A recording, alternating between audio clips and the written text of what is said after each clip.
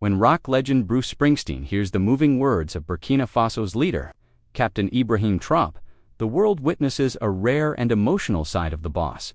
This touching exchange between music royalty and a revolutionary leader has left fans and political observers stunned and eager to know exactly what was said. It was a quiet Monday morning in New Jersey. Rain tapped softly against the window of Bruce Springsteen's study. He was sipping black coffee, thumbing through old song lyrics when the low hum of the radio caught his ear. At first, it was just background noise, news headlines, weather updates, but then came a voice he didn't recognize. Deep, steady, carved with conviction. "We are not defined by what we have lost, but by what we still hold in our hearts," the man said. Bruce set his mug down. His hands paused midair. Something about the way the speaker chose his words, not political, not rehearsed, but raw, pulled him in. The announcer's voice followed. That was Captain Ibrahim Traoré, leader of Burkina Faso, speaking earlier today in Ouagadougou. Bruce leaned closer to the Wayu. He had never paid much attention to West African politics, but this man, this Ibrahim, spoke as if he was reaching into the chest of anyone listening and holding their heart in his palm. For reasons Bruce couldn't explain, his own heart began to beat heavier, and that was the moment the week began. The week that would change everything. By Tuesday afternoon, the rain had cleared, but Bruce's thoughts hadn't. He replayed the voice in his head over and over. In all his years of writing about the struggles of working people, he had rarely heard a world leader speak with such truth. That night, during a casual dinner at home, Bruce's friend and longtime manager, John Landau, laughed when Bruce mentioned it. "You could always reach out," John said jokingly. "You're Bruce Springsteen. Doors open for you." The idea seemed absurd. Why would a revolutionary leader in West Africa take a call from a rock musician in New Jersey? But John wasn't joking anymore when he tapped his phone.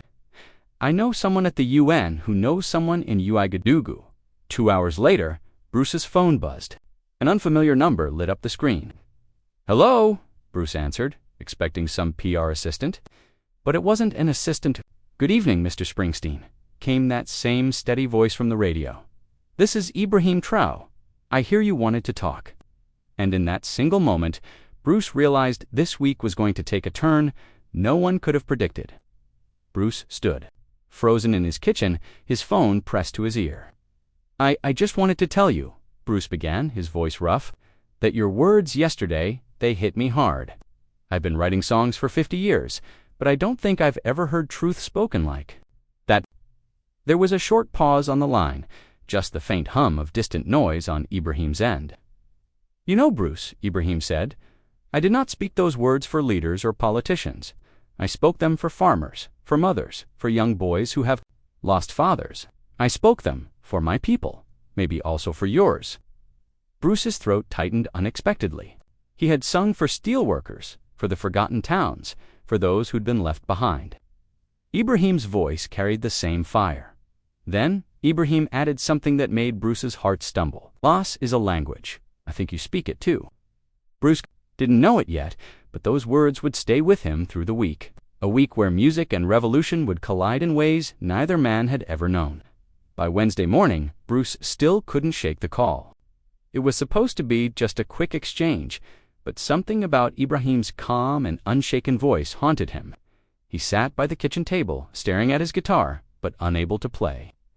The TV was on in the background. A news anchor was talking about Burkina Faso's struggles, poverty, conflict, and rebuilding. Bruce leaned forward when the anchor replayed a clip from Ibrahim's latest speech. "Even if the storm takes our roofs, it cannot take our sky. And as long as the sky is still above us, we can dream."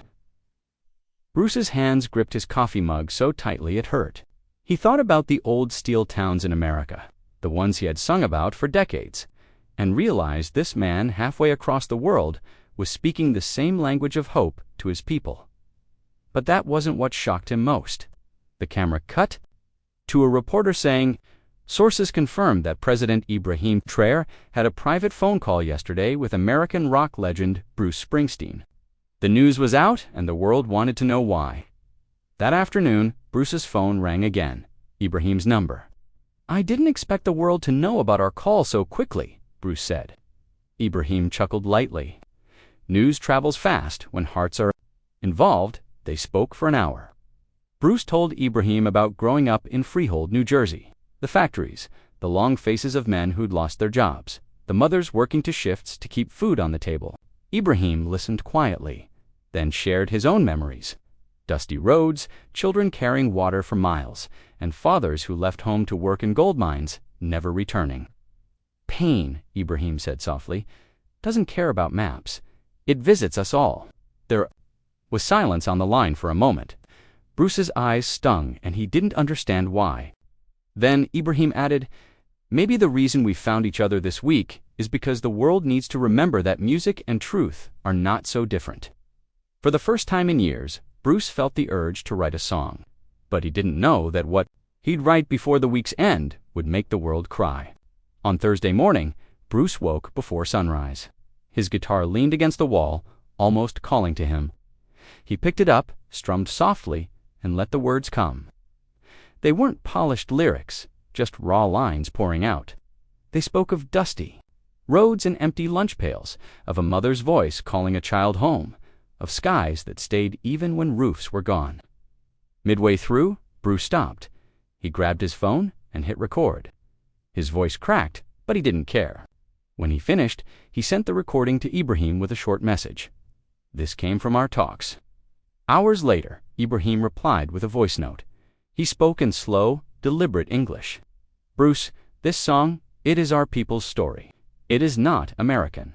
It is not Birkenbay. It is human." Bruce closed his eyes, listening to Ibrahim's quiet breathing on the recording. Something inside him told him they were both walking into a moment that neither fame nor politics could control. And before the week was over, the whole world would be listening. By Friday morning, Bruce's song hadn't left his mind. But now it wasn't just his. Overnight, an unknown source had leaked the rough recording online. It wasn't polished, and the sound of his chair creaking was still in the background. But none of that mattered. The internet exploded. People across the world, from American factory workers to West African farmers, flooded social media with comments. "This song feels like my life. I've never cried this much from music." Bruce's phone buzzed nonstop. Reporters wanted statements. Fans wanted an album. But the only call he cared about came from Ouagadougou. "I didn't share it," Ibrahim said, his tone apologetic. "I know," Bruce replied. Maybe it was meant to be heard." Ibrahim was silent for a moment. Then he said, "If words can cross oceans, maybe hearts can too." Bruce didn't know it yet, but within hours that song would take on a life of its own and tie his fate to Ibrahim's in a way neither man could walk away from. Late Friday afternoon, Bruce was on his porch when his assistant handed him an envelope. Inside was a single sheet of paper written in clean, careful handwriting. "Mr. Springsteen, your voice has reached my people. If you can come to Ouagadougou, let them see the man who sang our story, Ibrahim Traoré." Bruce stared at the letter. He had never been to West Africa. The thought of traveling there in less than 2 days seemed insane. But the way the words were written, personal, humble, without the formality of politics, made it impossible to ignore. That evening he called Ibrahim. "You're serious about this?" Bruce asked. "I am," Ibrahim said. "Sometimes music can do what speeches cannot. I want my people to know that their pain is not invisible. And maybe your people need to hear it too." Bruce took a deep breath. "All right, I'll come." It was a decision that would change the final days of that week forever. By Saturday morning, the world's media was in a frenzy. Springsteen, to meet Burkina Faso's leader in person, blared across headlines. Fans camped outside airports, hoping to catch a glimpse. But for Bruce, the trip wasn't about cameras. In his hotel room before the flight, he packed light, just clothes, a small notebook, and the same guitar he'd used to write the song. As he zipped his bag, he thought of something Ibrahim had said. "Pain doesn't care about maps." It was strange. In just a few days, this man from a different world felt like an old friend. On the flight, Bruce gazed out the window at the clouds. Somewhere below, the Atlantic Ocean stretched endlessly. He imagined the people in Burkina Faso, children in schoolyards, farmers in the fields, hearing his voice for the first time, and he wondered what it would feel like to stand next to Ibrahim, not as a rock star meeting a president, but as one human meeting. Another, he didn't know that the moment they met would bring the entire crowd and eventually millions online to tears. The sun was sinking low when Bruce's plane touched down in Ouagadougou on Saturday evening. As he stepped off the aircraft, the heat hit him dry, warm and heavy, with the scent of dust and distant fires. Waiting at the base of the steps was a tall figure in a simple khaki shirt and beret. Captain Ibrahim Traoré himself. No entourage of bodyguards, no stiff political formality, just a smile that felt genuine. "Welcome to Burkina Faso, Bruce Ibrahim," said, shaking his hand firmly. Bruce was taken aback by the warmth in his voice. He expected the greeting of a leader, but instead it felt like meeting an old friend.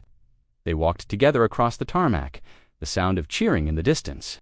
A small crowd had gathered behind barriers, waving and calling Bruce's name in French and Moray. Some held hand-painted signs, "Mercy, Bruce.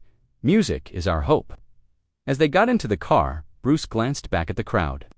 A young boy, barefoot and holding a torn notebook, waved frantically.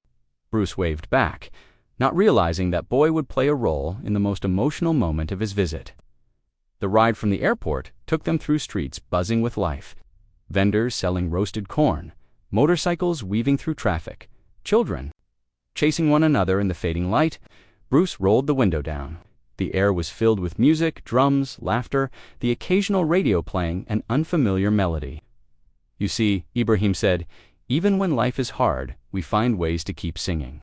Bruce watched as they passed an old man repairing shoes by the roadside. A woman balanced a basket on her head, a baby wrapped to her back. Every face seemed to tell a story. "Reminds me of the small towns back home," Bruce murmured. "Different land, same spirit." They drove past a mural painted on a cracked wall. It showed a mother holding her child under a wide blue sky with the words in French, "Misuna Naviel." Even without a roof, we have the sky. Bruce turned to Ibrahim. "That's your speech from the radio, isn't it?" Ibrahim smiled. "It's not my speech anymore. It's theirs now." Bruce felt a lump form in his throat. This trip was already changing him. When they arrived at the presidential compound, Bruce noticed someone waiting by the gates. The barefoot boy from the airport. He was clutching the same torn notebook. Security moved to usher him away, but Ibrahim held up his hand. Let him through. The boy approached Shilly, eyes wide. He spoke in halting French. Ibrahim translated softly. "He says he wrote something for you." Bruce took the notebook carefully. Inside were pages filled with messy handwriting and little drawings. One page stood out, a picture of a guitar next to a small house with no roof under a bright blue sky. "He says," Ibrahim continued, "that when he heard your song, he felt like someone far away understood him." Bruce's hands trembled slightly as he closed the notebook. "Tell him I understand him more than he knows." The boy smiled, the kind of smile that could light an entire room, then ran off into the night. Bruce stood there staring after him. He didn't realize it yet, but this boy's notebook would become the key to the most unforgettable moment of the week. It was Saturday night in Ouagadougou. The air was still warm, but a quiet breeze rustled the trees in the presidential compound. Bruce sat outside with his guitar on his lap, strumming softly. Ibrahim joined him, carrying 2 small glasses of bissap, a sweet hibiscus drink. "You know," Ibrahim began, "tomorrow the square will be full. People will come from villages far away, not to see a president, not to see a rock star, but to feel hope." Bruce nodded, staring at the strings. "Hope's a dangerous thing, Ibrahim. People can lose it fast." Ibrahim leaned forward. "Or they can carry it forever if someone shows them it's real." The 2 men sat in silence for a long moment. Somewhere in the distance, drums played a steady rhythm. Bruce imagined the boy with the notebook, asleep in a small house, dreaming under the same stars above them. He didn't know what tomorrow would bring, but he felt deep in his bones that the world might never forget it. Sunday morning arrived with a golden sunrise. By the time Bruce and Ibrahim reached the city square, it was already overflowing with people. Mothers holding babies, elders leaning on canes, teenagers climbing onto walls for a better view. There were no flashing stage lights, no giant speakers, just a simple platform with 2 chairs, 2 microphones, and Bruce's guitar leaning against a stand. As they walked through the crowd, hands reached out to touch Ibrahim to greet Bruce. The air buzzed with a mix of excitement and quiet respect. Bruce leaned toward Ibrahim. "You've got an army of believers here." Ibrahim smiled faintly. "Not believers in me, believers in themselves." When they reached the platform, the noise swelled into a wave of applause. Ibrahim raised his hand and the crowd slowly fell silent. He turned to Bruce and whispered, "They've been waiting all week for this moment." Bruce took a deep breath, knowing something inside him was about to break open. Ibrahim stepped forward first, speaking in a calm but powerful voice. "My friends," he began in French, "today is not about politics. Today is about the sound of a heart speaking to another heart." He gestured to Bruce, who walked slowly to the microphone. The square was so silent he could hear the wind. "I came here," Bruce began, voice shaking slightly, "because I heard a man speak across the ocean, and he reminded me of something I'd forgotten. That music and truth can walk together." He looked out into the crowd, spotting the barefoot boy holding the torn notebook in the front row. Bruce smiled at him before turning back to his guitar. "I wrote this for all of you, for the ones who have lost roofs but still have the sky." The first chord rang out low and steady, carrying across the square. People began to wipe their eyes before he had even reached the first verse. And when Ibrahim quietly joined in, speaking the translated words in Moray as Bruce sang, the square became a place no one would ever forget. Bruce's voice was low and rough, the kind that carried decades of living in every note. The guitar strings hummed gently as Ibrahim translated each line into Moor, his tone almost like a prayer. The lyrics spoke of dusty roads, children with eyes too old for their age, and the stubborn beauty of a sky that refuses to leave you. Each word seemed to land in the crowd like a drop of rain on parched earth. Bruce looked down at the boy with the torn notebook. Halfway through the song, he knelt, reached into the crowd, and took the boy's hand. Without missing a beat, he placed the microphone toward him. The boy's voice was small but steady, repeating a line in French. The crowd erupted into applause, but it wasn't the loud kind. It was the sound of hearts breaking and mending all at once. Bruce kept playing, but he felt tears sliding down his cheeks, and when he glanced at Ibrahim, he saw the same. Neither man tried to hide them. When the final chord rang out, there was no cheering at first, just silence, the kind that wraps around you, heavy and alive. Then, slowly, a soft humming began. An old woman in the front row was singing the song's melody back to them, even though she'd only heard it once. Soon, others joined in, children, farmers, soldiers, until the whole square was singing, thousands of voices weaving together. Bruce stepped back from the mic, letting the sound wash over him. Ibrahim placed a hand on his shoulder and whispered, "This is what it's all for." Bruce nodded, unable to speak. In that moment, the song wasn't his anymore. It wasn't even theirs. It belonged to everyone in that square and to anyone who had ever felt forgotten. Somewhere cameras were rolling, and within hours the footage would spread across the world, but right then it didn't matter. What mattered was that two men from opposite ends of the earth had met in the middle and found the same heart. The next morning, Bruce stood at the airport beside Ibrahim. The boy with the notebook was there too, clutching it tightly. Bruce bent down and placed a new guitar pick inside the pages. "For when you write your own songs," he said. Ibrahim hugged him firmly. "You came as a musician, Bruce. You leave as a brother." As the plane took off, Bruce looked out at the wide blue sky.